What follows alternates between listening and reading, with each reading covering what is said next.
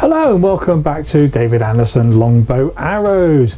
This is video 6A, which is a supplementary video in the video 6 series. Now, if you remember when we looked at the last video, video 6, we were actually cutting our shaft down to size.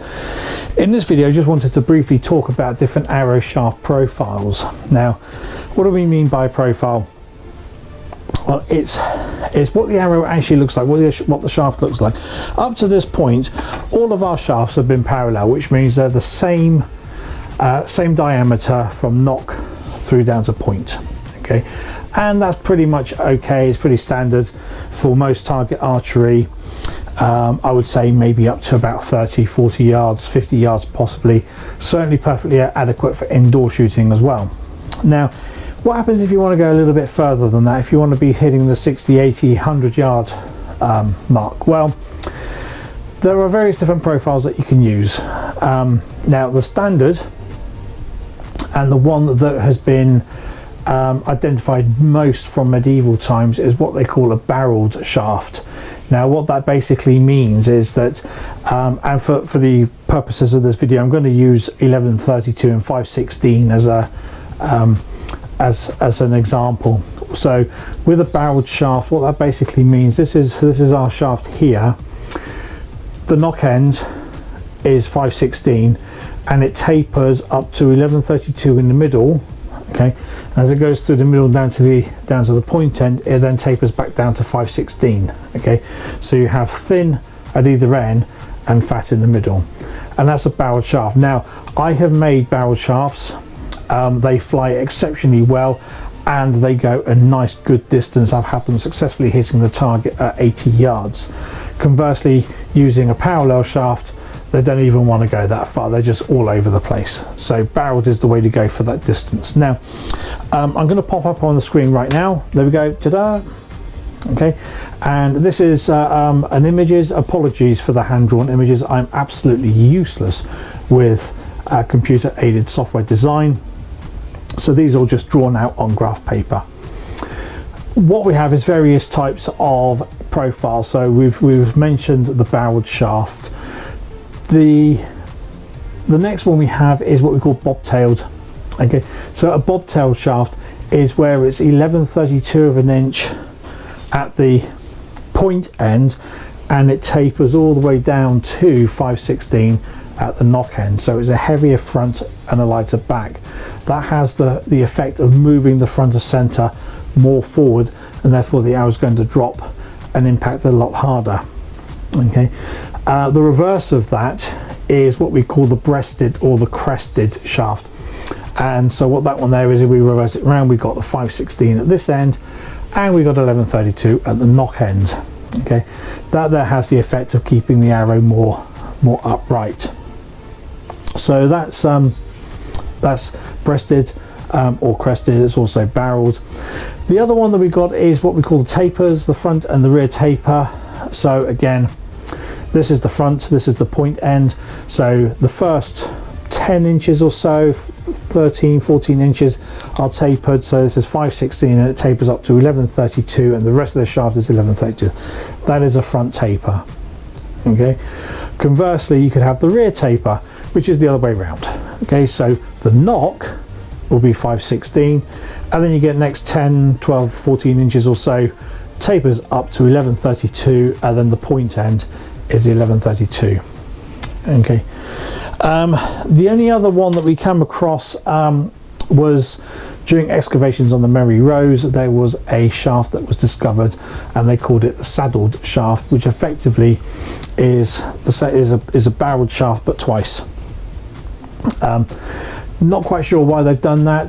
The only evidence we've ever seen of that particular shaft was on the board the Merry Rose, and I'm working on the basis that the Fletcher was just bored, you know, day out at sea, sun shining. What am I going to do? Oh, I know, I'm just going to do a double barreled arrow shaft, stick it in the chest there, and in 500 years time when they dig the ship up, it's just going to baffle all the Fletchers and all the archaeologists as to why I did it.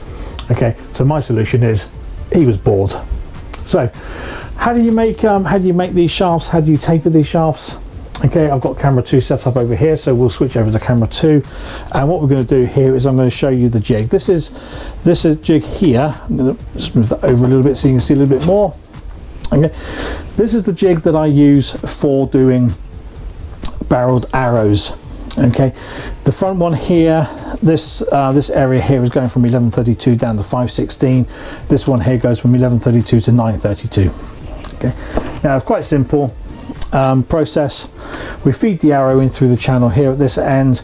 I have a sheet of perspex to keep the arrow nice and flat. Goes through the bearing here, comes out the other side, arrest just in front of the channel. Arrow shaft goes through the channel. It starts at 1132 here, comes down to 516 at this end with 2 sheets of sandpaper. As the barrel goes through and it's spanned through using a power drill, it sands rotationally, and as it goes through it creates that taper that I want. You might just be able to see, probably not.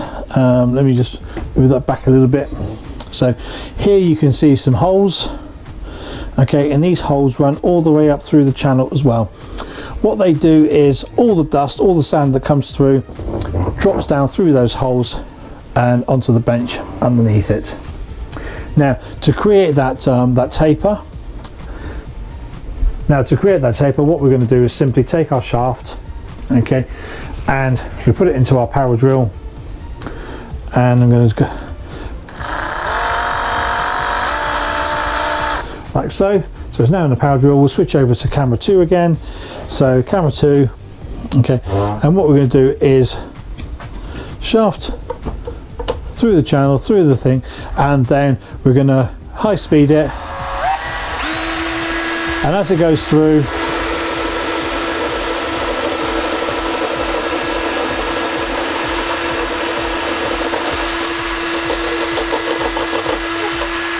and then we just do some back to front motions. Occasionally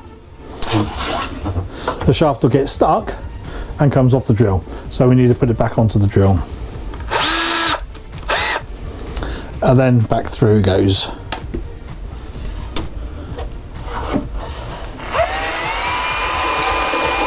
Like so, and then it will go all the way through to the other end.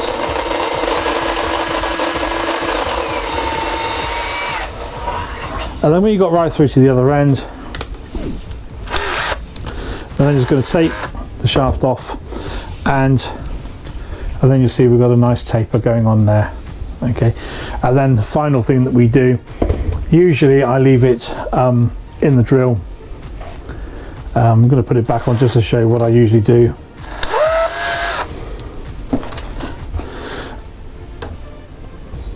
And then what I usually do is take my sandpaper using the drill, okay, and spin it all the way down the shaft.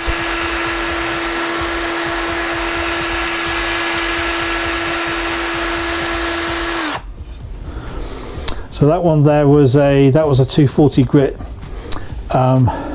sandpaper, and that's a nice smooth feel. I will eventually go on and sand that down to about 360 during the staining process. So that's how I make my tapered shafts. Okay, so that one there does the barrel shaft. This one here, this is another one that I've created. This one here does 516 to 932, but this is for a full taper. This is for a bobtail shaft. There we have it. On to the next video. Hope you enjoyed it. Please subscribe, leave comments. Thank you very much.